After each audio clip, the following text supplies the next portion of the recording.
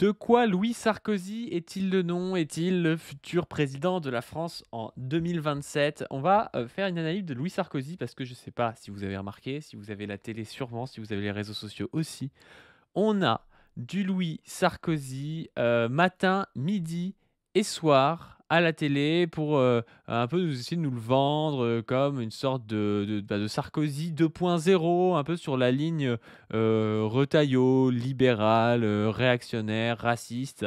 Donc on va analyser tout ça avec, Chris de Position Revue. Chris, comment ça va? Bah, ça va. Bonne introduction parce que tu as plagié Alain Badiou qui avait fait De quoi Nicolas Sarkozy est-il le nom en 2007, qui était Ah, je suis trop jeune, je ne connais pas. donc Enfin, je connais Alain Badiou, mais je connaissais pas ce truc. c'est rigolo que tu aies fait ça d'instinct, c'est bien joué. Ça, c'est les marxistes, ça, Heu, c'est l'instinct marxiste. le Zeitgeist comme on dit, et ce qui est drôle, c'est que, bah, on peut aussi, citer, Victor Hugo, tu vois? Avec, qui avait une admiration, il y avait beaucoup de gens qui avaient une admiration pour, Pour Louis Sarkozy? Napoléon le père, et qui trouvaient le neveu, donc là c'est pas le fils, mais c'est le neveu, le second du nom, qui était un nabot. Voilà, donc c'est un peu l'idée. On est face à un nabot, qui utilise le nom de son père. Voilà un peu la thèse de la capsule d'aujourd'hui. Putain, tu tout spoilé là, maintenant il y a aucun vous pouvez quitter, Mais il y a non, plus on va d'intérêt pas à regarder la capsule, il a tout dit. Non, en vrai, on on va va le essayer de faire une démontrer, on va le analyse de tout démontrer, ça. c'est la thèse. Voilà. Du coup, on va peut-être partir sur la biographie, de notre ami, camarade Louis Sarkozy pour essayer de comprendre un peu, qui c'est, pour essayer de refaire son histoire parce que sans son histoire, on ne comprendra pas, et donc je t'ai trouvé l'article Wikipédia. Donc Louis Sarkozy, c'est le fils, de Nicolas Sarkozy et de sa, 1re femme Cécilia Attias. Il est né à Neuilly-sur-Seine en 97. Son parrain est le chef d'entreprise Martin Bouygues. Bon, déjà, ça te place là. Tu es fils de Nicolas Sarkozy et ton parrain, c'est Martin Bouygues. Ça te place quelques balles, pour essayer d'arriver, à venir dans les grandes gueules, à venir sur tous les plateaux télé, quoi. C'est un peu étonnant. 97, donc il est mon cadet de 10 ans, quoi. Il a 10 ans, quand son père est élu président de la République et divorce peu après. En décembre 2007, il intègre le lycée, français Charles de Gaulle à Londres où son dossier d'admission aurait bénéficié d'un passe-droit grâce au statut de président de son père. Ça m'étonne vraiment. Moi, je pense pas que quand ton père est président, tu des passe-droits dans des écoles, C'est même quand tu es un impossible, peu nul. C'est c'est impossible, impossible, ouais. c'est impossible. Il part ensuite aux États-Unis, à New York, vivre avec sa mère, Cecilia, désormais renommée Attias, et son beau-père, l'homme d'affaires Richard Attias. Il se fait initialement remarquer pour quelques phrases, dont des jets de tomates sur une policière. Donc ça, c'est sa période un peu adolescente. Vous allez voir, il y a d'abord la période un peu adolescente, et puis il va y avoir la période américanoïde. Il va dire: Juste pour «Ouais, moi, je suis info, plus américain» et tout ça, quoi. Mais comme son père, hein, son père était plus américain que français déjà, et on se rappelle qu'il avait vendu l'or de la France, dans une période en plus où il valait pas très cher pour le vendre aux États-Unis. On sait pas pourquoi. Enfin si, on sait non, pourquoi parce que c'est un traître, mais retour voilà, dans quoi. le commandement intégré de l'OTAN, et cetera, enfin. Mais je voudrais savoir, il y a une note ou pas dans Wikipédia pour savoir si, vu qu'il a quand même attaqué, en tant que mineur, des policiers, on est venu chercher, taper chez lui à 6 heures du matin, comme les mineurs, dans certains endroits de la périphérie en France, ou voilà? Il y a quelque chose qui le précise ou pas? Non, je crois que c'est pas précisé, non. C'est bizarre. Donc du coup, en 2011, souhaitant à l'époque devenir US Marine. Donc c'est ça, c'est ce gars-là qui est aujourd'hui surjoue un patriotisme raciste et tout ça. À l'époque, il voulait devenir US Marine, le gars. Il voulait se battre pour les États-Unis. De US Hem, Marine à Je suis Marine, hein. C'est presque ça sa ligne. c'est la vague bleu marine, ouais, c'est ça. Louis Sarkozy intègre à 14 ans l'école militaire américaine Valley Forge Academy, près de Philadelphie. Il sort diplômé de cette académie militaire en 2015. Il est titulaire d'un master de diplomatie et relations internationales de l'American University à Washington et diplômé de l'Université de New York avec une double spécialisation en histoire et en philosophie. Oh là là là là, ils vous nous le vendent comme un nouveau BHL philosophe, quoi. Semblerait. Après ses études, il travaille dans un cabinet de conseil politique, puis dans une banque à Bogota. Moi, ce qui me fume, c'est cabinet de conseil politique. C'est le genre de gars, il a rien, il y connaît rien en politique, mais tout ce qu'il a, c'est le carnet d'adresses de papa qui suffit en fait à être engagé dans n'importe quel cabinet Le de nom, conseil politique, tu vois. le nom, frérot. C'est les gens qui se disent, bah, il hérite du nom, Donc tu sais, c'est pas simplement symbolique, hein, c'est matériel. Les gens, ils se disent, bah, il hérite du nom, donc il va hériter du, comme tu dis, du carnet d'adresse. Ça veut dire qu'on va pouvoir se rapprocher de son père. Il va avoir les, comment dire, les conseils de son père, etc. Enfin, tu vois, c'est vraiment, ça, c'est vraiment la bourgeoisie de collusion là. Enfin, je veux dire, dans son sujet collectif, d'entre-soi, qui s'exprime, hein. Et en plus de ça, tu sais, il y a ce côté aussi fils d'eux, qui est aussi pas mal à l'américaine. Tu sais, les Américains, ils ont des présidents comme ça, en mode le père, le fils, senior, junior et tout. C'est beaucoup plus américain que français. En France, on a un peu cette idéologie qui est fausse, hein, mais un peu de la méritocratie, de machin, tu as de la République qui fait que chaque individu pourrait devenir président, devenir ministre, et limite quand tu es fils d'eux, même si tu as des ouvertures, c'est pas très bien de le dire, tu vois. C'est pas très bien d'afficher le fait que tu sois le fils d'eux. Alors qu'aux États-Unis, c'est pas du tout comme ça. Aux États-Unis, t'es en mode ah ouais, machin, je suis le fils de George Bush, je suis le fils de je sais pas de LeBron James, je suis le fils de machin. Et le côté junior a beaucoup plus d'importance. Et Bah, je pense qu'aujourd'hui, il joue ce truc-là un peu à l'américaine qui va pas forcément marcher en France parce que tout le monde déteste son père et en plus le prend pour un arriviste comme c'est le fils de son père. aux États-Unis, c'est intéressant parce que ils ont un rapport à l'égalité qui est très aristocratique. Nous, le rapport à l'égalité en France, il est différent, il est très anti-aristocratique. Donc ça veut dire que l'héritage du nom, bah, c'est quand même quelque chose qu'on méprise parce que la République est née contre l'aristocratie. Or, les États-Unis, eux, leur héritage libéral est, bah, ils sont pas républicains, mais enfin, ils ont quand même une dynamique républicaine. C'est fait non pas comme un fait de lutte interne contre une aristocratie interne, mais contre une aristocratie extérieure, c'est-à-dire l'aristocratie anglaise. Donc il y a aussi une vision de, tu sais, les pères fondateurs, euh, Washington, Jefferson, etc., qui sont une espèce d'aristocratie qui a vaincu l'aristocratie extérieure. Donc cette idée même de filiation, comme on dit, d'héritage des meilleurs aristocratiques américains, il est très très important. Et on le voit souvent, ça c'est des choses qu'on voit aussi, cet héritage-là, c'est-à-dire la transmission du pouvoir, tu sais, dans des républiques ou dans des nations décoloniales. Voilà. Parce que justement, il y a une espèce de culte de ceux qui nous ont libérés contre les autres. Mm. Et donc leurs enfants sont une nouvelle aristocratie. Et ça, c'est quelque chose qu'on voit assez souvent et qui peut se comprendre. Hein, parce qu'en fait, on a une forme de dire, bah, s'ils sont les fils de ils doivent être, comment dire, moins, s'ils sont les fils des libérateurs, ils doivent être, comment dire, moins corruptibles par rapport aux pressions, par rapport aux violences. Tu vois, souvent, c'est une attaque que nos sociétés occidentales vont faire sur le fait de dire ah bah Castro, il a donné le pouvoir à son frère, etc. Mais en fait, c'est logique. Quand tu es dans une société qui est attaquée de toutes parts, bah, tu vas forcément faire confiance d'abord à ton frère, à tes amis qui étaient dans la jungle avec toi. Tu vois, c'est pas simplement un héritage. Tu vois, moi, quand tu as été dans la jungle avec ton frère contre Batista en 59, t'es un peu plus serein de lui transmettre le pouvoir que le gars qui a pris sa carte hier soir, quoi. Tu vois, par exemple, Sankara. Tu vois, tout le monde trouve, je sais pas si tu connais bien l'histoire du Burkina Faso, mais Sankara, tu vois, genre, il s'est fait trahir par Blaise Compaoré, qui était normalement quasiment son frère, quoi. Tu vois, et même en ayant comment dire, son frère d'armes et presque son frère familial, parce qu'il y a voilà, il y a des relations, il s'est quand même fait trahir par ce gars-là. Ouais. En tout cas, c'est ça qui est intéressant. En tout cas, comme tu disais, ça donne un imaginaire aristocratique aux États-Unis qu'on n'a pas en France. Ouais, ouais, ouais. Nous, Bon, on du n'aime coup, pas les fils d'eux. On n'aime on pas les n'aime pas les fils d'eux. fils d'eux, ouais. On n'aime pas Mm. l'argent. Parce que je dis souvent, les Français n'aiment pas l'argent parce qu'ils savent trop bien comment il est gagné. En 2017, il devient éditorialiste au Washington Examiner, un magazine conservateur américain dans lequel il défend la personnalité d'extrême droite Milo Yiannopoulos et la légalisation de toutes les drogues, y compris les drogues dures. Ok, en fait, c'est Zoé le gars. En fait, Louis Sarkozy, c'est Zoé en fait. Je vous invite d'ailleurs à aller voir cette émission qu'on avait fait sur un Super. service public de la drogue, où on parle justement de psychotropes et de leur légalisation. En Allez voir, c'est trop 2019, bien.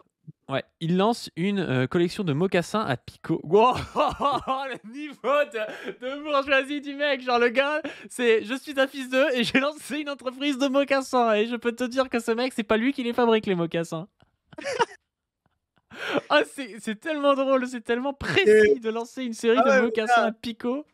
là, tu sais, nous, on fait le graphique qui est quand même, le haut de gamme du graphique, mais là, dans la Ligue 2 du graphique, vous êtes dans le graphique de Bourdieu, vous voyez? Là, il est dedans, vous voyez? C'est-à-dire qu'il a même pas besoin d'être dans notre graphique, dans le sein graphique. Même le niveau Ligue 2, le graphique de Bourdieu, lui suffit pour expliquer qui il est, quoi. Donc, vous voyez, dans le graphique de Bourdieu, vous avez, à côté de Jazz, et je sais plus quoi, vous avez Mocassin à Pico, quoi. Donc c'est Et puis mocassin à Pico ou mocassin à gland? à picots. Ah, Déjà, regarde, il lance une série de mocassins à picots en collaboration avec une entreprise espagnole, Boonper, dirigée par un de ses amis. Donc déjà, le mec, tu sais, ça pue la merde, genre. Le gars, il a aucune compétence en fabrication de chaussures, il y connaît rien. C'est même pas lui qui démarche une entreprise, mais c'est un de ses potes, en fait, qui a l'entreprise. Enfin, il y a rien qui va, c'est l'arrivisme absolu, tu sais. Il bah, est juste là pour récolter de la thune à la fin du truc, quoi. c'est des gens enfin, c'est toute l'arnaque de la méritocratie. C'est des gens il y a des gens qui feront plein de choses qui n'y arriveront pas, et eux n'arrivent à rien, mais font plein de choses, quoi. C'est vraiment l'écart entre les deux, quoi. Et puis c'est le gars qui va te dire qu'il s'est fait tout seul, qu'il a pris des Ah, risques et tout. j'ai pris des risques. Le PEL de 30 000 euros qu'on m'a offert à 18 ans, je l'ai tout investi dedans. Bah oui, gros, c'est forcément, t'en avais pas besoin. La même année, il co-signe un livre d'échange épistolaire avec sa mère, Une vie de désaccord. Mais déjà, mais putain, mais c'est nul à Yesh, quoi. Il voulait faire dialogue désaccordé, mais le titre était déjà pris, je crois. C'est un peu ça, ouais.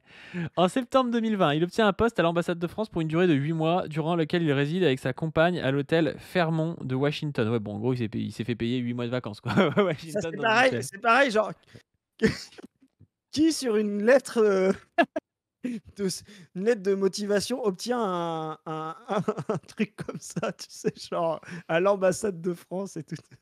Et puis en plus de ça, tu sais, d'habitude, quand tu débutes dans la diplomatie, t'es toujours envoyé dans des pays un peu, tu sais, un peu «à la con» entre guillemets, tu vois? Où c'est compliqué de Ouais, vivre, parce que, c'est tu parles rien. pas la langue, t'es hyper loin, tu pas envoyé dans un hôtel à Washington, tu sais? Tu envoyé au Kyrgyzstan, faire je sais pas quoi et tout Ouais, tu et envoyé dans les pays où il se passe rien, c'est-à-dire, ils sont pas assez chauds pour qu'il y ait de l'actualité et que tu puisses te mettre en avant, tu vois? Et ils sont pas assez froids pour que tu puisses, comment dire, tu vois, vraiment proche de l'Occident pour que tu puisses croquer, quoi. Donc c'est vraiment les pires pays du monde en termes d'ambassade, quoi. C'est vraiment, tu es entre les 2, quoi. il publie en 2024 son deuxième livre, un essai en anglais consacré à l'empereur français Napoléon, intitulé Ah! Napoleon's Library. Ah oui, tu l'avais dit, tiens, Ah! l'empereur, ses livres et l'influence. Putain, mais déjà, mais d'où. Bon, oui, il a un master d'histoire, mais d'où le mec, il fait un livre sur Napoléon. Qui a envie de lire un livre sur Napoléon écrit par Louis Sarkozy, quoi? Enfin, ça n'a aucun Alors, sens. moi déjà, qui a envie de lire un livre sur Napoléon, déjà? Déjà, ça te répond à beaucoup de questions Les droits tard. exactement, sur l'idéologie des gens, voilà. Heu, mais ce qui est marrant, alors Napoléon, c'est un vrai revival là, et on voit vraiment que là, on est dans un esprit, droitier. Il y a vraiment un revival, tu sais, avec De Villiers, Zemmour, et cetera, et la Sarkozy. C'est vraiment, faut vraiment se réapproprier cette, putain, j'en ai marre de ce micro, il casse les couilles. Se réapproprier cet héritage napoléonien et bonapartiste, tu vois? Et bonapartiste, c'est vraiment une tendance, de la droite, et c'est vraiment la droite dure et putschiste. Tu sais, c'est De Gaulle, quoi. Donc, quand ils vont chercher Bonaparte, c'est pas un hasard. Ça dit qu'il y a une crise, comme le De Gaulle de 58 qui arrive, je rappelle, avec un coup d'État, hein, en 58. Que c'est une droite qui va être extrêmement dure, réactionnaire, policière, qui tente de résoudre une crise, exactement comme Napoléon, c'est-à-dire, et pas hasardeux, hein, qui veut faire taire une révolte progressiste. C'est-à-dire que quand De Gaulle arrive en 58, on est quand même dans la décolonisation, et donc dans tout un mouvement de critique de l'impérialisme européen, de critique sociale extrêmement forte. On a une CGT très forte, on a un parti communiste très fort, etc. Et donc, on a la droite bonapartiste, c'est celle qui arrive quand la situation se réchauffe en termes de crise et qui vient mettre fin à tout ça. Exactement comme Napoléon Bonaparte a servi à la bourgeoisie qui ne s'en sortait pas avec son idéal républicain sous le directoire, etc., à mettre fin à la révolution et à calmer tout le monde par la droite. Donc, si ces gens-là vont chercher dans Napoléon Bonaparte une figure, c'est pas simplement par hasard, parce que c'est une tradition ou quoi que ce soit, c'est que ça leur donne les clés pour résoudre la crise. Et donc, la crise que ces gens-là veulent résoudre, c'est une crise économique, politique, de contestation sociale forte, et qui doit être résolue par la force, par la police, par le pouvoir d'État. Et par ce qu'on avait dit dans une précédente capsule, on va dire comment dire, l'autoritarisme bourgeois. Donc, quand ils vont chercher Napoléon, et de la même manière, hein, le Napoléon le Petit, le Nabo, voilà, fait la même chose. C'est-à-dire qu'il arrive, il y a la grande révolution qui est tue par on va dire Napoléon Ier, et il y a une petite révolution, 1848, qui est tue par Napoléon le Nabo. Et donc c'est là quand tu disais la tragédie, la farce, voilà. On peut le surnommer Napoléon de Sarkozy, le deuxième. Voilà, Napoléon Sarkozy. Napoléon à talonnette, le deuxième. Le Nabo, voilà. Face à la crise, son père, face à la crise fondamentale du néolibéralisme qui était émergente, des grands partis à essayer de répondre à ça, il a échoué.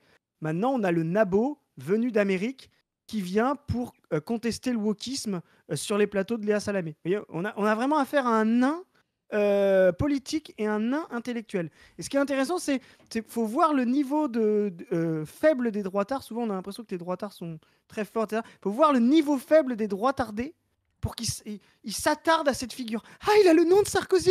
Ah, il parle Napoléon.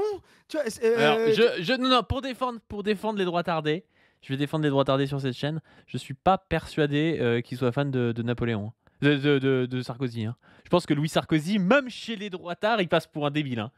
Ouais, je suis d'accord. Enfin, j'ai jamais vu un type dire ouais, Louis Sarkozy, j'y crois, tu vois. Autant des mecs qui bandent sur Bardella, même sur Retailleau, ok. Autant que des mecs qui bandent sur Louis Sarkozy, j'en connais pas trop. Alors, paradoxalement, est-ce que Louis Sarkozy est pas moins pire que Bardella en termes de consistance intellectuelle?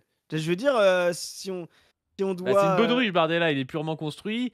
Peut-être que Louis Sarkozy est moins pire en termes de consistance intellectuelle, mais Bardella a des chances de devenir président et Louis Sarkozy en a aucune. Quoi. Bardella, il a au moins, c'est au moins, il a pas, c'est un arriviste, mais il a un parcours, quoi. Tu vois. Ouais, c'est un napoléonien. C'est un gars qui dit oui, moi je suis le petit de la Corse. Bah lui c'est pareil, c'est moi, je viens des banlieues, le prolétariat et tout. En fait, tu te rends compte que son père est chef d'entreprise.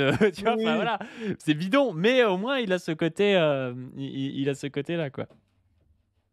Mais t'as raison. Quand je dis droitardé, c'est pas, je pense, la frange de. Ça, c'est intéressant parce qu'on le voit dans le graphique.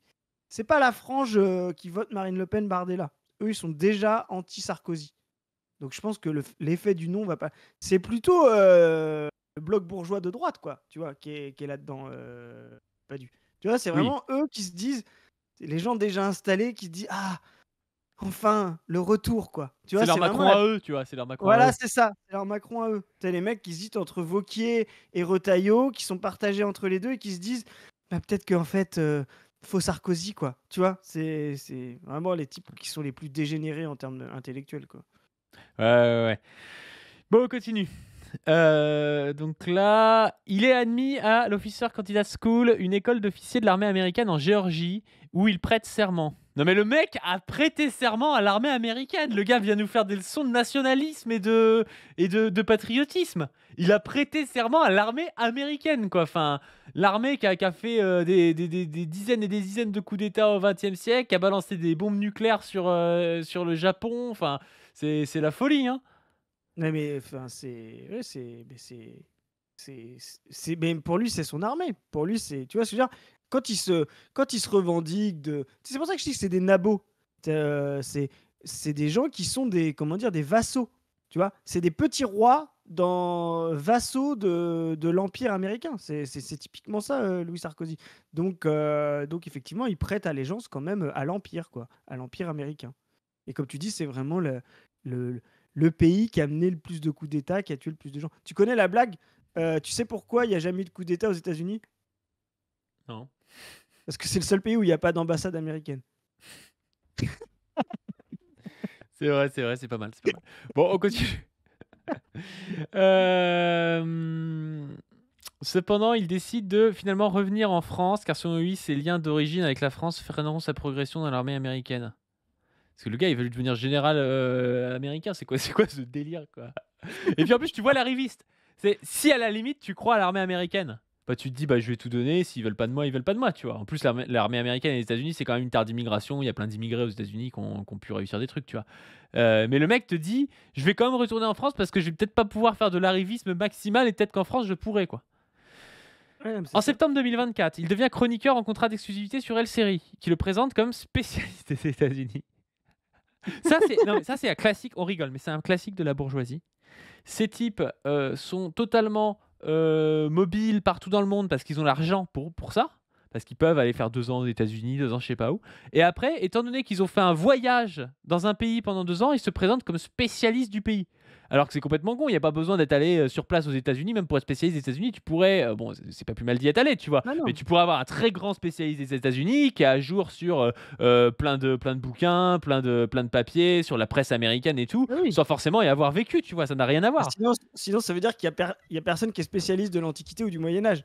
Bah oui, sinon ça veut dire que nous on est spécialiste de la France. Je veux dire, je considère pas que je suis spécialiste de la France, tu vois, c'est complètement Mais en con. plus, alors là, pour avoir vu des gens, justement, tu sais, qui étudiaient à l'étranger l'histoire de France, etc., bah, tu vois, moi, j'ai des amis algériens qui s'intéressaient à l'histoire de France, sont venus en France étudier, etc. Bah, ils mettent une douille à 99% des Français sur l'histoire de France.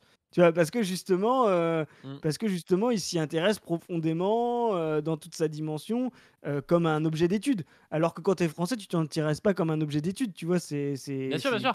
Bah, tu vois, voilà. quand tu lis E.P. Thompson, tu vois, et qui Ouais. parle un peu d'Althusser, du structuralisme français, de tout ça et tout, c'est hyper intéressant parce que justement, si lui, il peut analyser la France des années 40, 50, 60, bah, c'est parce qu'il n'est pas français en fait aussi. C'est parce qu'il est un peu extérieur à ça et donc Exactement. il nous analyse et c'est hyper bien, quoi. Et c'est sûr que ça te permet parfois d'avoir une sorte entre guillemets d'objectivité, même si t'es pas objectif, mais voilà, tu as une sorte de séparation à ton objet d'étude qui est mieux que quand tu es dans des débats où toi-même tu joues ta place dans un parti ou dans tel journal ou je sais pas trop quoi quand tu parles, tu vois. Tu fais bien de le citer. Très grand livre, E.P. Thompson, contre Althusser, sous-titré Misère de la théorie. Un livre indispensable pour. Il y a des gens qui demandent quel livre il faut lire. Bah, allez lire ça, c'est facile à lire en plus. Et vous allez voir et le niveau de P. Thompson, qui est un très grand historien marxiste anglais, et le niveau d'Althusser et de ses, comment dire, de ses farces dont on a parlé récemment. Mm. Ouais, bon, on continue. Certains médias, notamment Arrêt sur Image et Libération, remettent en question son expertise en la, en la matière et rappellent que la chaîne est détenue par son parrain Martin Bouygues. C'est vrai que c'est un peu bizarre. Bon, ok, c'est Franchement, tonton qui m'a employé. ça reste un procès d'intention quand même. Je veux dire, enfin, tu vois, c'est son parrain. Il vient sur la chaîne alors qu'il a aucune qualification. Et comme par hasard, il y a des gens avec l'esprit mal placé qui disent que ce serait du pistonnage. Franchement, pas du. Ça Il y a se fait des pas, ouais. gens. Franchement, ils sont limites, quoi. Ouais, c'est du complotisme. Moi, ce que j'aime bien, c'est qu'ils l'ont mis expert des États-Unis parce que, tu vois, il y a des sujets où les Français ont un certain niveau. Genre, tu l'aurais mis expert en sport, ça se serait vu que le gars était bidon. Mais comme les gens ils connaissent rien sur la politique américaine, Ah bah oui, tu peux dire tout et n'importe quoi, tu vois. c'est ça.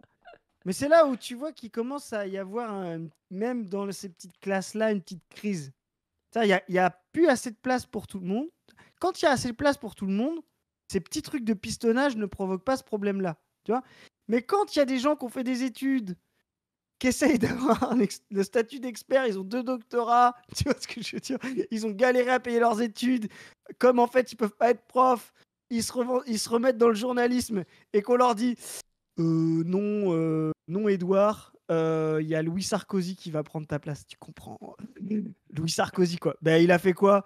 Bah Louis Sarkozy quoi. Oui mais c'est quoi ses études? Bah il s'appelle Sarkozy, quoi. Tu vois, et là, tu comprends, tu sais ce qu'on fait dans le graphique, la crise de l'espace, on va dire, milieu droit, en haut à droite, tu vois, des gens qui disent ouais, mais là, ça marche plus votre truc. Même la méritocratie, quand on voit des Louis Sarkozy arriver, on comprend que même la méritocratie est en crise. Vous voyez, c'est un effet de ça. Cette farce-là de Sarkozy vous montre que la méritocratie est en crise. Donc, même des gens qui étaient les gros défenseurs parce que cadres supérieurs, diplômés, etc., de cet ordre-là, vont pouvoir peut-être rentrer en conflit, en opposition avec l'ordre établi. Il s'engage officiellement en politique en décembre 2024 à l'occasion d'une soirée des Jeunes Républicains. Oh, tu t'en souviens de cette soirée? Voilà. Oh, c'était le cringe. Il faisait des discours comme ça en regardant tout le monde. Tu sais, tu vois le gars, mais ça c'est pareil. C'est toi, tu milites aux Républicains. Bon, ça vaut ce que ça vaut, militer aux Républicains, mais tu milites depuis 10 ans. Quand il y a Jean-Pierre Raffarin qui vient dans ta circonscription, c'est toi qui mets les chaises dans la salle, c'est toi qui prévois le buffet ou je sais pas trop quoi. Et t'as Louis Sarkozy qui a jamais milité dans ton parti, qui est un américanoïde, qui crachait sur la France et qui voulait être général américain ou je sais pas trop quoi, qui vient et qui prend la place de tête de liste d'un coup, on sait pas comment, tu vois. Insupportable. Hein. Ouais. Ben, c'est des effets. Enfin, là, tu as envie de dire, alors, autant pour des gens qui croient à la méritocratie, comme on a dit avant, bon, ça peut paraître un peu conflictuel, mais des militants de droite, tu as envie de dire, mais frérot, c'est ça ton parti, quoi. C'est ça ta vision du monde. C'est ok, t'es là pour l'égalité, machin, mais t'inquiète pas, il y aura toujours un fils d'eux qui passera avant toi. Ça fait partie de pourquoi tu milites, quoi. Tu vois, il faut les mettre devant leurs contradictions. Donc, oui, laisser ta place à Nicolas Sarkozy, soit ça t'embête, et dans ce cas-là, bah, tu fais autre chose, soit t'assumes vraiment que c'est ton parti, et que quand tous les fils d'eux auront une place, peut-être qu'il en restera une pour toi, tu vois. Donc du coup, aux allures de meeting politique, il reçoit le soutien de plusieurs personnalités, David Lisnard, Bruno Retailleau et Ah, Florence Portelli. la fine Il équipe. déclenche... Qu'est-ce qu'il y a? La fine équipe, quoi. Ah, la fine équipe, ouais. Il déclenche une polémique de l'extrême droite sur les réseaux sociaux à la suite de cette phrase relayée par Politico. Si dans 4 siècles, les Français ont tous la couleur de mon café, je m'en fous. S'ils boivent du vin et payent leurs impôts, on aura réussi. Non mais c'est là où les mecs ils peuvent dire tout et n'importe quoi. D'un côté, il va te dire ce truc là que j'avais mis de côté, il va te dire ça sur les Palestiniens. Non, aucun remords à ce niveau-là, qu'ils crèvent tous. Je pense que je parle pour beaucoup de Français quand je dis qu'ils crèvent. Israël fait le travail de l'humanité ici. Donc le mec il peut te tenir un discours suprémaciste dégueulasse et tout, et le lendemain il dit oui si tous les Français sont noirs je m'en fous, tu vois. C'est vraiment des gars, c'est des baudruches, je suis même pas sûr qu'ils croient à quoi que ce soit, tu mais vois. il y a une cohérence quand même entre les deux. Tu vois, je serais pas une contradiction. L'assimilationnisme est une forme de suprémacisme. Bien sûr. Tu vois, antiraciste. C'est-à-dire de se dire, ce dont on ne veut pas, c'est des gens qui proposent eux-mêmes leur vision du monde, comme les Palestiniens. Voilà. Par contre, et c'est là toute la dialectique de l'assimilationnisme, qui est un héritage plutôt, là pour l'instant, de la gauche bourgeoise, quoi. Jules Ferry, Renan, etc. Là, tu vois, tu as Ernest Renan, dont on vante, soi-disant, je sais pas si tu vois, c'est Renan, qu'est-ce que la nation, qui serait le progressiste absolu, qui aurait dit la nation n'est pas une race, c'est un plébiscite de tous les jours, tu vois. Donc, justement pour s'opposer, on va dire, à la nation de Fichte, tu vois, très, très, très raciale. Je rappelle quand même une phrase d'Ernest Renan. Ernest Renan était un ami de, était un ami de Gobineau, pour ceux qui savent qui c'est. Et il a eu un jour cette phrase être noir n'est pas une race, c'est une maladie. Donc, c'est. c'est. Mais tu vois ce que je veux dire? Et c'est pour ça que c'est aussi. Et donc, on se dit, mais tiens, en fait, si t'es raciste. Mais en fait, non, c'est leur vision du monde. C'est-à-dire, le monde normal est un monde blanc. C'est pas une. Tu vois ce que je veux dire? C'est même plus une guerre de race, c'est la normalité est blanche. Et là, ce que montre Sarkozy, c'est la normalité, ce serait d'être français. Donc, la normalité, c'est presque demain d'avoir que des gens qui pourraient être noirs de peau, mais tant qu'ils aient la culture française, que ça devienne. Tu vois, ça irait, quoi. Tu vois, ce qu'il ne faut pas, c'est justement un métissage des cultures ou une culture qui prendrait le pas sur l'autre. Voilà, ça. Et tu vois, quelque part, c'est un je comprends que les droitardés, l'extrême droite se sentent attaqués, mais c'est quand même un contraire au grand remplacement, tu vois. Et c'est là où on voit qu'il y a des conflits au sein de la droite entre le grand remplacement culturel et le grand remplacement racial, tu vois. Sarkozy se moque du grand remplacement racial au profit au profit du maintien de l'hégémonie et de la suprématie culturelle. L'extrême droite type Camus, elle, ce serait presque l'inverse, tu vois. Elle veut bien, à l'extérieur, des peuples différents, tu sais, ils sont dans un relativisme, etc. Ce qu'ils ne veulent pas, c'est le métissage racial, ils veulent rester entre blancs. Tu vois, on voit des conflits entre les deux. Ce qui est marrant, c'est qu'en plus, c'est tout à fait abstrait ce truc de culture, parce que de fait, si tu rejettes tous les noirs, même si c'est parce que tu dis qu'ils ont une autre culture, bah de fait, t'as pas de métissage racial génétique. Enfin, tu vois, genre si tu dis ah bah non, moi je m'en fous en fait que des noirs et des arabes soient en France tant qu'ils mangent du camembert et qu'ils boivent du pinard et qu'ils parlent la langue et qu'ils récitent Molière, bah t'extrais quand même la plupart des noirs et des arabes de France, tu vois.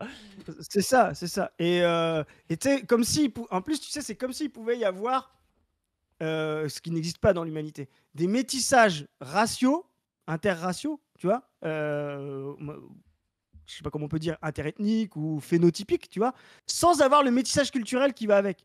Bah non, en fait, quand tu vois des croisements de populations depuis toujours dans l'histoire de l'humanité, etc., tu croises l'intégralité de ce qui fait des populations. C'est-à-dire, toi tu sais ça aussi bien que moi, leurs acquis phénotypiques et génétiques, mais aussi leurs acquis culturels et sociaux. Donc il n'y a pas de métissage culturel possible, c'est ça qui est abstrait, sans métissage ethnique, et il n'y a pas de métissage ethnique sans métissage culturel. Voilà. Donc la vision du monde des gauchistes, enfin, des gens qui se croient de gauche mais qui sont des gros droitards, c'est-à-dire République souveraine, etc., qui sont des ultra-assimilationnistes, qui se feraient passer pour des antiracistes, rejoint donc là le nabo Louis Sarkozy, hein, est une vision beaucoup plus abstraite et idéaliste que la vision de Renaud Camus, tu vois, qui dit bah non, nous on veut pas que les peuples se croisent, pas de métissage culturel et pas de métissage raciaux, tu vois. Et donc on voit l'impasse des droitardés maquillés en hommes de gauche de la Troisième République qui se disent « Moi, je suis de gauche en 2025 parce que j'ai les idéaux de Jules Ferry. » Oui, mais non. Tu vois, ça va pas marcher. Tu vois, ça ne va pas fonctionner. Tu es donc Louis Sarkozy. Il rejoint l'hebdomadaire d'extrême droite, valeurs. Oh, voilà, dire tout de suite, valeurs actuelles seraient d'extrême droite, tu vois. Tout de suite. Moi, je pense que Wikipédia est wokiste. Donc, il rejoint l'hebdomadaire d'extrême droite Valeurs Actuelles en tant que chroniqueur en janvier 2025 dans le cadre d'une refonte du journal face à la concurrence du groupe Bolloré. En 2025, invité par le Parti républicain de Louisiane, il assiste à l'investiture de Donald Trump. Début mars 2025, il devient chroniqueur dans l'émission Face à Face sur LCI où il débat avec une nouvelle chroniqueuse, Raquel Garrido. Oh là là là là là là, le débat de merde, Raquel Garrido versus Louis Sarkozy. Vraiment, pour regarder ça, c'est le fond du fond. Hein. Là, tu vois, là, t'as l'apogée de la farce, quoi. Tu vois, c'est vraiment, faut vraiment avoir envie d'entendre les pires conneries. Mais c'est bon. Raquel, elle a l'habitude. Hein, elle a l'habitude de taper sur des baudruches, quoi. Position politique. Louis Sarkozy est qualifié de libéral-conservateur. Selon lui, la matrice idéologique des Républicains, dont il n'est pas adhérent mais qu'il considère comme sa famille politique, il souhaite que la droite française courtise nos concitoyens issus de l'immigration tout en prenant la réduction des flux migratoires, l'application des OQTF. Le Monde le décrit comme quasi-libertaire, défendant la procréation médicalement assistée, ainsi que la gestation pour autrui. Il s'inspire de la politique du président argentin Javier Milei ou encore celle des Américains Donald Trump et Elon Musk, qui est en faveur du port d'armes et a pratiqué le tir auprès des gardes du corps de son père dès ses 8 ans. Truc de BZC. Ouais, bah oui, bah c'est ce qu'il y a de pire. C'est l'espèce de libertarien conservateur où on voit bien d'ailleurs comment on peut dévoyer la liberté individuelle dans des trucs qui servent les dominants. Genre, il va te dire, ouais, je suis pour la gestation pour autrui, et puis on sait comment ça finit. Ça finit avec des meufs du tiers-monde, où on leur donne 300 balles pour permettre à des couples européens riches de leur prendre leur gamin, tu vois. On sait très bien quoi. Et puis après, ils vont te dire, oui, mais elle était d'accord. Ouais, comme si le choix individuel n'était pas contraint à ce moment-là. Enfin. Ça, c'est toujours les abstractions. sur toute forme d'oppression collective, d'aller chercher la petite partie de gens pour qui c'est le plus confortable, le plus volontaire, etc., pour pouvoir masquer les 99%. Tu sais, c'est vraiment, on peut l'appliquer sur plein de logiques. Sur les politiques eugénistes en ce moment avec les lois sur la fin de vie, on peut les appliquer justement sur la GPA. Moi, je vais aller à fond, on peut les appliquer sur la prostitution. Tu vois les 1% voilà, qui vont parler de choix volontaires, oui, c'est mon corps, par rapport à aller à l'usine, bah, ils masquent les 99% qui sont dans des réseaux mafieux et de trafic d'êtres humains. Mais de la même manière que les libéraux vont toujours te dire non, mais il y a des gens qui veulent travailler le dimanche. Et voilà. Ou comme les libéraux dans les années 1870 faisaient défiler des enfants volontaires pour travailler dans les usines pour pouvoir aller contre le mouvement ouvrier qui voulait l'abolition du travail des enfants. Tu sais, les bourgeois mettaient devant leurs usines des enfants qui voulaient travailler, tu vois, en disant mais regardez, respectez leur volonté individuelle, etc. Ne soyez pas patriarcaux dans les...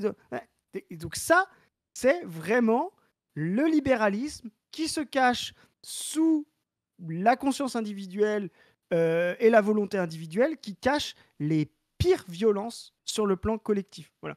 Et ça, on va en reparler souvent, vous inquiétez pas, ça va revenir parce qu'il y a des baudruches à dégonfler sur ces sujets-là.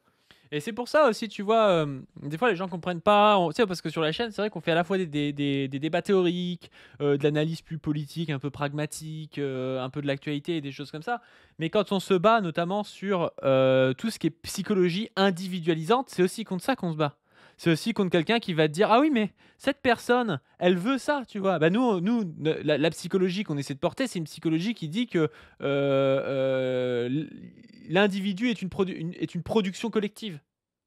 Ça ne veut pas dire qu'il y a un réductionnisme à la collectivité de l'individu, parce que justement, il y a l'individu qui est, en tant qu'acquis historique, quelque chose dont on va essayer de faire en sorte qu'il puisse s'émanciper au maximum, indépendamment de coercition, de domination, on va dire, d'oppression collective et des choses comme ça.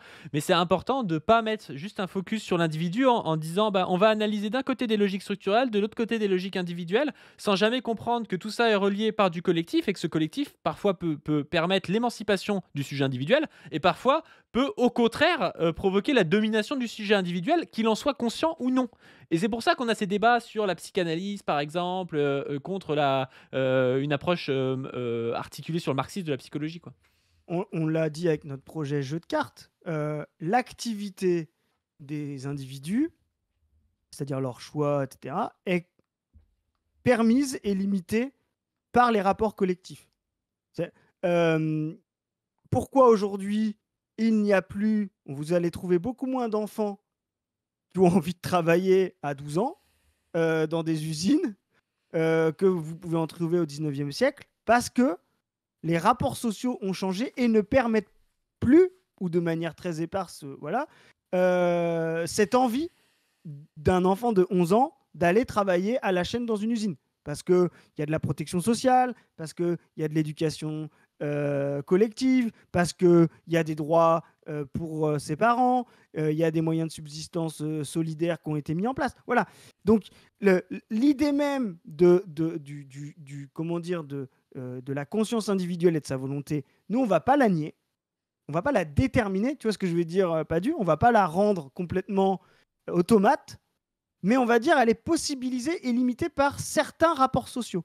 Et notre but, nous, c'est de dire il y a des possibilisations et des limites qu'il faut transformer. Voilà. Quand vous êtes un enfant et que on vous rend comme en probabilité à 90% l'envie de travailler à 11 ans dans une usine à la chaîne, on considère que les rapports sociaux sont dysfonctionnels et problématiques. C'est ça être progressiste. Vous voyez, pour exactement la même chose chez des adultes. Voilà. Quand on considère que aller travailler à la chaîne, pareil pour des individus, exploité sans avoir ses moyens de subsistance alors que vous fabriquez de la plus-value. En tant que communiste, on dit ces rapports-là doivent être abolis parce qu'ils limitent les possibilités des individus. Et donc, qu'est-ce que ça veut dire? Il y a un mot derrière, ça veut dire ils limitent leur émancipation.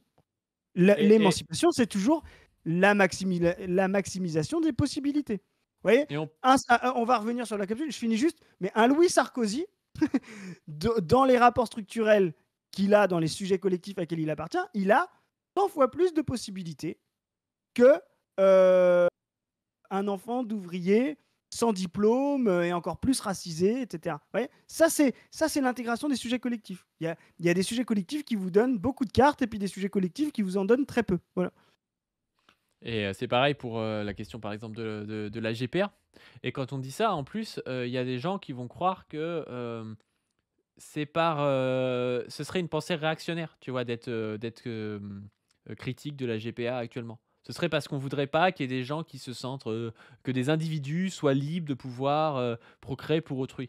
Moi, je suis pas contre ça. Dans un monde communiste où quelqu'un se dit mon frère ou ma sœur est stérile et admettons voilà que y ait une GPA comme ça qui soit purement gratuite et basée sur le don, ça me gêne pas du tout. Tout comme le don d'organes aujourd'hui est très encadré en France et me gêne pas. Tu vois, quelqu'un qui dit bah moi je vais donner un rein à je sais pas qui pour qu'il puisse vivre ou une partie de mon foie ou bah oui si c'est un pur don. Par contre si c'est une personne qui est précaire et qu'en fait son rein va être payé 15 000 euros ou je sais pas trop quoi, là ça me gêne, tu vois. Parce qu'on a deux, on Oui. a, en fait, c'est pas un choix, c'est un choix contraint.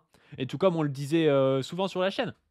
Pareil pour le travail du sexe. Le problème dans le travail du sexe, c'est pas le sexe, c'est le travail. Tu vois, le fait qu'il y ait des gens qui soient. Moi, je vois plein de C'est la personnes dans valeur. mon métier qui sont victimes de trafic d'êtres humains, tu vois, qui se retrouvent comme ça, en plus qui touchent une part très faible en plus de ce qu'elles, parce que je dis elles, parce que c'est régulièrement des femmes africaines, hein, qui sont amenées en France pour être prostituées par des réseaux mafieux et des choses comme ça.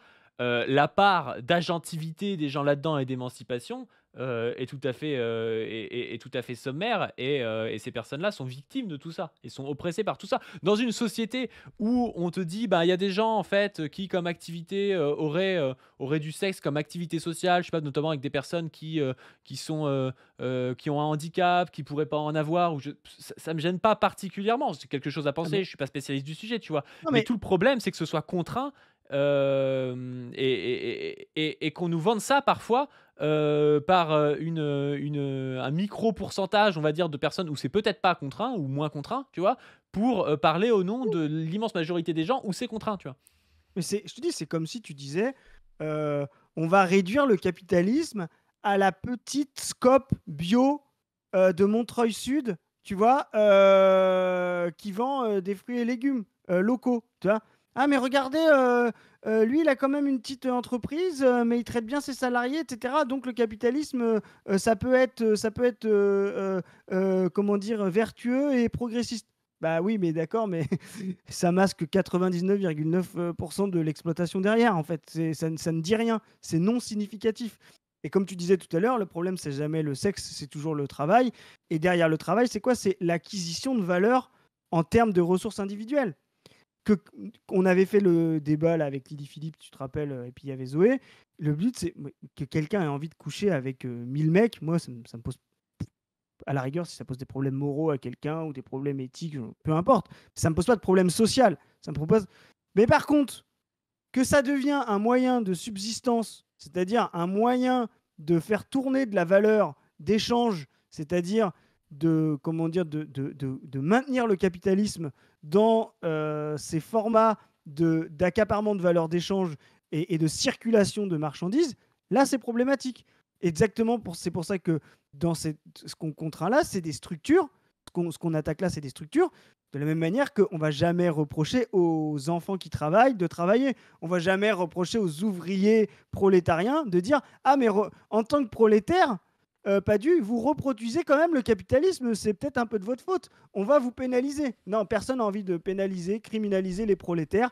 Personne n'a envie de pénaliser, criminaliser les prostituées. Vous voyez, c'est de la même manière, on s'attaque comment dire, à ceux qui en tirent le profit. Voilà, c'est exactement de la même manière. Et quand on est communiste, on s'attaque à ceux qui tirent profit du travail. Et ben quand on est communiste, relisez le manifeste du Parti communiste. Quand on parle d'abolition, on parle d'abolition structurelle, jamais d'abolition de pratiques individuelles. On sait que ces pratiques individuelles-là, elles sont effectivement contraintes, menacées, objectivées. Voilà. Yes. Bon, on continue tout ça. Alors, vie privée, il se lie un temps. Oh, je savais pas ça. Il se lie un temps avec l'étudiante et militante UMP Sarah Knafo. Et je savais pas non plus. Non. Donc Sarah Knafo, d'abord avec Louis Sarkozy, puis avec Zemmour. Ok. Puis entre 2014 et 2016, une relation avec la chroniqueuse Capucine Anav, je sais pas qui c'est, avant d'entamer en 2017 une liaison avec Capucine Nathalie Anav, Luzic. si, c'était une meuf, je crois, qui faisait de la télé-réalité, non? Qui était chez Hanouna. Ouais, télé-réalité, animatrice audiovisuelle, ok, ouais. Donc ensuite avec Nathalie Luzic, coordinatrice de projet et en communication stratégique. Après, c'est la fille de Dolores Engelhardt Luzic, chargée d'affaires, consul honoraire. Ok. Louis Sarkozy se marie avec elle dans le Vaucluse. Louis et Nathalie Sarkozy vivent à Washington. Au milieu des années 2020, il revient s'installer en France et intervient régulièrement dans les médias. Outre sa nationalité française, Louis Sarkozy est également détenteur de la nationalité américaine obtenue par naturalisation en 2023. Affaire judiciaire en février 2025. Une plainte est déposée par les associations Union algérienne et SOS Racisme à la suite des propos de Louis Sarkozy, affirmant « Si j'étais aux manettes et que l'Algérie arrêtait sans salle, je brûlerais l'ambassade, je stopperais tous les visas et j'augmenterais de 150% les tarifs douaniers. » Selon le média Algérie aujourd'hui, l'ambassade d'Algérie en France porte également plainte le mois suivant. Putain, le délire du truc. Donc bref, Louis Sarkozy, c'est vraiment l'archétype de la phrase de Marx qui dit, qui reprend l'adage hegelien et qui dit Hegel disait que tout événement historique se reproduit deux fois, et puis il ajoute, je crois que c'est dans le 18 Brumaire de Napoléon Bonaparte, justement, Marx ajoute la première fois comme une stratégie, la seconde comme une farce. La première fois, c'était Nicolas Sarkozy, et la deuxième fois, c'est Louis Sarkozy, la farce du sarkozysme qui revient comme ça et qui pense pouvoir refaire la même chose que son père, et on va voir que ça va foirer, quoi. Ouais, mais tu as bien raison. Alors, quand tu parlais tout à l'heure, tu as cité Badiou sans le savoir dans l'intro. Il disait que Sarkozy était l'incarnation du pétainisme transcendantal. Ça, c'est très Badiou d'inventer des concepts comme ça. Tu sais, s'il y avait Oui, c'est vrai, je me souviens de cette Tu te rappelles de cette tech? Ouais, toi, tu sais ce que c'est l'ego transcendantal. Alors, tu veux faire ton prof de philo, tu veux nous expliquer ce que c'est l'ego transcendantal? Et donc, l'ego transcendantal, du coup, c'est un concept issu de Kant. En fait, Kant se pose la question comment puis-je connaître le monde transcendant? C'est-à-dire Voilà. comment puis-je connaître le monde? Et du coup, les conditions de possibilité de la connaissance du transcendant, c'est ce qu'il appelle le transcendantal. Et il dit les hommes partagent entre eux un ego transcendantal, c'est-à-dire une sorte d'esprit qu'on partage tous et qui nous permet de connaître les choses, quoi.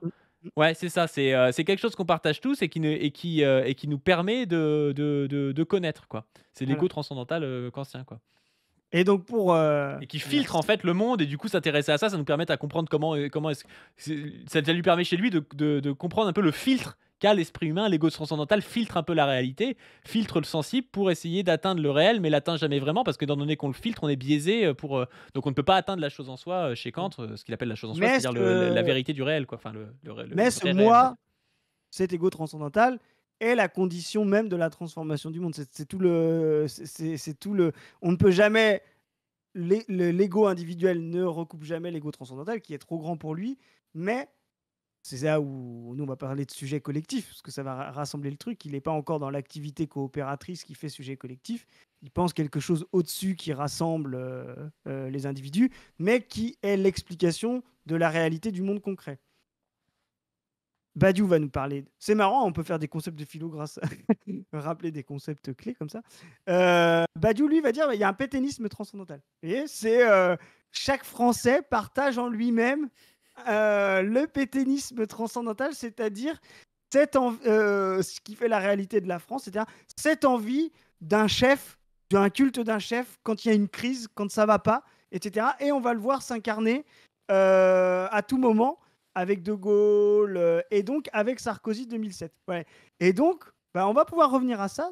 Effectivement, c'est une forme un peu farce, un peu blagounette du pétainisme transcendantal qu'on a avec Louis Sarkozy. Vous voyez, c'est quand à grande crise, grand chef, et bien là, à petite crise, donc là, la petite crise politique de LR, etc., comme tu l'as dit, parce que tout le monde s'en fout de Louis Sarkozy, à part les gens sur LCI, tu vois, à petite crise politique au sein même d'un parti ou de certaines classes sociales dans le graphique en haut à droite, et ben petit chef, petit esprit transcendantal, pétainiste, ouais. Ah là là, il est brillant ce Sarkozy, il faut qu'il se lance en politique. Ah là là, en plus, il a écrit un livre sur Napoléon, il a toutes les qualités possibles et imaginables, tu vois. Donc voilà, donc c'est vraiment le nabo, mais qui, selon Badiou, je pense, fait partie d'un pétainisme transcendantal de basse intensité, quoi. Ouais, ouais, ouais. Mais c'est marrant, moi j'aime bien cette phrase de Marx qu'on répète souvent, hein, sur la tragédie et la farce, parce qu'elle montre bien, en fait, la manière dont, et ça revient aussi au débat qu'on a sur le déterminisme, penser le présent à partir du passé. Ben, c'est vraiment ça, c'est penser le présent à partir du passé. C'est quelque chose, une solution avait été trouvée dans le passé, la solution du sarkozysme. Alors ça a foiré, ça a été une tragédie, mais je me dis que on peut la réactualiser et que ça va dans le présent marcher. Et en fait, comme ça marchait déjà pas dans le passé et qu'en plus cette solution, à la limite, avait émergé dans des conditions passées qui lui permettaient d'exister et qu'aujourd'hui ces conditions n'existent plus, cette tragédie de l'époque Sarkozy devient une farce, tu vois, en 2025 parce qu'elle est encore moins possible en 2025, tu vois. Et ça, c'est assez, c'est assez intéressant, je trouve, comme phrase de Marx parce qu'elle est assez, c'est assez fin en fait. On croirait que c'est une blague, mais je trouve que sa phrase est assez fine. On va souvent chercher dans le passé des solutions à des problèmes présents qui n'existaient pas encore dans le passé, et les solutions passées n'ont souvent pas marché, tu vois. C'est plus compliqué que ça. Parce qu'en fait, mobiliser le passé pour trouver des solutions concrètes à des problèmes concrets, c'est une activité normale. Ouais, bien sûr. Pourquoi? Voilà. C'est même la façon la plus marxiste de faire de l'histoire. Par contre, effectivement, il faut savoir mobiliser le bon problème. C'est là où on parle de l'analyse concrète de la situation concrète. Il faut savoir bien définir dans quel problème on est coincé et d'essayer de trouver en histoire un problème le plus similaire ou symétrique et plus identique, et là d'aller chercher sa solution. Et puis de comprendre pourquoi il n'a pas fonctionné à l'époque aussi.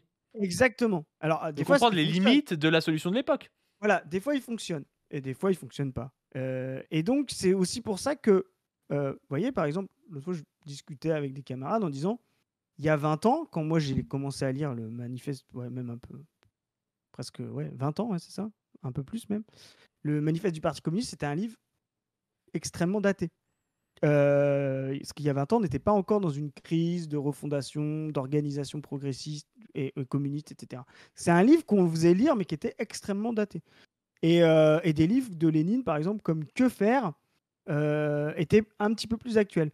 Aujourd'hui, 20 ans après, les conditions concrètes ont changé, font que on peut réactualiser plus facilement le problème de Marx. Alors que, vous voyez, l'écart en termes de temporalité, on pourrait se dire, bah, s'il était daté il y a 20 ans, et le fait qu'il y ait 20 ans de plus, il va être encore plus daté. Non, la situation concrète rend plus actuelle parce que les problèmes concrets qu'on se pose actuellement en termes de sujets collectifs sont plus proches des problèmes concrets que Marx se posait dans les années 1840, à la fin des années 1840, dans une période pré-révolutionnaire. Donc, et ça, c'est une façon de mobiliser l'histoire.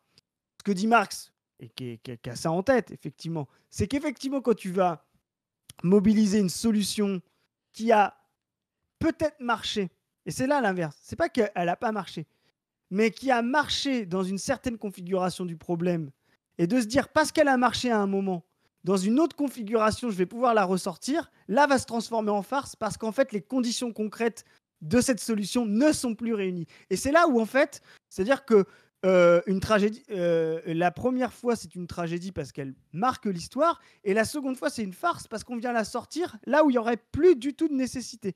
Et effectivement, Nicolas Sarkozy était une tragédie parce qu'elle a transformé la situation de manière tragique dans l'optique des bourgeois, parce que ça avait du sens et c'était significatif de le faire. Aujourd'hui, son fils est une farce parce qu'il n'y a les conditions concrètes, c'est-à-dire la crise de plus en plus avancée, la structuration d'une gauche beaucoup plus frontale, etc., le rend complètement caduque et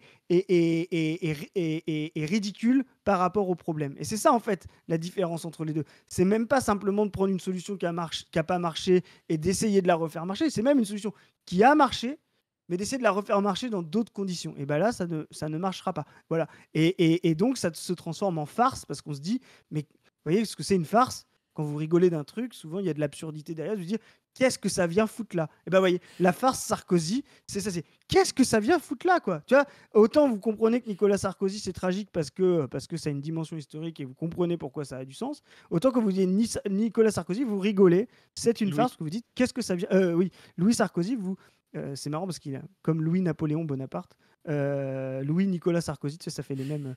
Voilà. Mais vous comprenez que ça n'a rien à faire là, que c'est une solution sans sens, qui fait juste un écho au passé. Et là, on pourrait citer une phrase qui est, je sais pas si, qui est souvent attribuée à Marx, mais qui est peut-être apocryphe. L'histoire bégaye, vous voyez. Et là, en fait, on voit un bégaiement qui ne va déboucher sur rien. Vous voyez, c'est vraiment un bégaiement qui va déboucher juste sur une hilarité, quoi. Voilà. Mais oui, parce que l'aspect tragique, c'est intéressant ce que tu dis, dans le sens où c'est tragique parce que ça marche, mais ça marche qu'un temps. C'est toujours ça, Exactement. parce que l'histoire évoluant, c'est Napoléon, ça marche un peu, mais ça marche pas tout le temps. C'est ça. Et Sarkozy, c'est pareil, il prend le pouvoir, il arrive quand même à faire un truc, et à la fin, il déçoit tout le monde, et c'est ça qui est tragique. Alors que Louis Sarkozy, il ne va pas prendre le pouvoir, tu vois, et il tente de refaire une chose où il se fera forcément doubler par sa droite aujourd'hui, par le Rassemblement national ou par un Retailleau ou par quelque chose comme ça. Et lui, il a ce côté un peu macroniste, tu sais, du libertarianisme, et même d'être ouvert à des choses, peut-être quand il parle de métissage, quand il parle de PMA et tout, où je pense que la droite aujourd'hui refuse ça, et ça n'a pas de. Avec la mobilisation, en fait, ça va pas toucher grand monde, en fait. Il y a une perspective artistique, on va peut-être en pouvoir un peu mais vous voyez l'écart entre la tragédie et la comédie. La comédie, c'est de montrer ce qui se fait mais qui n'a aucun sens, voilà. Alors que la tragédie, dans l'histoire du théâtre, on pourra en parler longtemps de ça, mais c'est de montrer ce qui ne se fait pas mais qui a du sens. Le tragique, c'est ce qui devrait se faire, ce qui devrait arriver, et toute la perspective racinienne là-dessus. Tu sais que c'est ma passion, mais vous voyez, c'est de montrer que à un moment donné, les choses devraient être différentes, mais finalement, elles vont arriver de manière tragique, comme si elles ne pouvaient pas être empêchées. Nicolas Sarkozy est une tragédie. Pourquoi? Parce que il est là, soi-disant, pour faire, comment dire, empêcher l'éclatement des blocs de droite et de gauche après 2002. Ça, on en a parlé souvent, faire le graphique, etc. Mais en fait, c'est une tragédie parce que il aura toutes les forces avec lui et il n'y arrivera quand même pas. Donc ça veut dire que ça a du sens, mais ça n'arrive pas. Ça, c'est la tragédie. Et quand vous lisez le plus grand dramaturge de la tragédie, pour moi, c'est Racine. Mais Corneille, c'est pareil. Vous voyez, c'est les forces du monde. Les forces du monde sont plus fortes que vous. Vous voyez, vous n'arrivez pas, malgré que vous ayez compris les choses, que vous comprenez ce qui devrait arriver, ce qui devrait changer, vous n'arrivez pas à contrer ces forces-là. Et la comédie moliérienne, molièresque, je ne sais pas comment dire, c'est l'inverse. C'est de montrer des choses qui se font mais qui n'ont aucun sens, qui sont déjà dépassées. Toutes les précieuses ridicules, la bêtise de la cour, etc. Pendant que des choses, etc. C'est de montrer la vacuité. Vous voyez, la comédie, c'est l'inverse. Vous voyez, quand vous avez la tragédie Sarkozy, vous voyez un monde qui s'écroule avec lui, à cause de lui, alors qu'il était fait pour justement se relever. Vous voyez, c'est tragique. Ouais. Et quand vous avez la farce Louis Sarkozy, vous voyez la petite cour de LCI, etc., qui continue de s'agiter alors que ça n'a plus aucun sens et qu'on est passé à autre chose. Vous voyez, la tragédie, la farce. Voilà. Ouais. Bon, on va peut-être s'arrêter là, c'était déjà pas mal. Dites-nous en commentaire si vous croyez à Louis Sarkozy ou pas.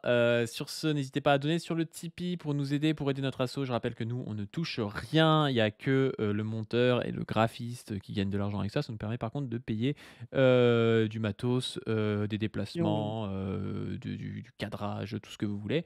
et de développer aussi notre asso et la fédération en cours, notre asso qui s'appelle La Brèche, on vous l'a déjà dit, dans laquelle il y a Position Revue. Donc allez vous abonner à Position Revue sur Twitter et allez lire les différentes articles et chroniques sur le site internet. Abonnez-vous aussi à cette chaîne et à ma chaîne personnelle Padu PADU. Abonnez-vous aussi à Dr Zoé, Zoé-. Et sur ce, on vous dit à plus. Salut! À plus.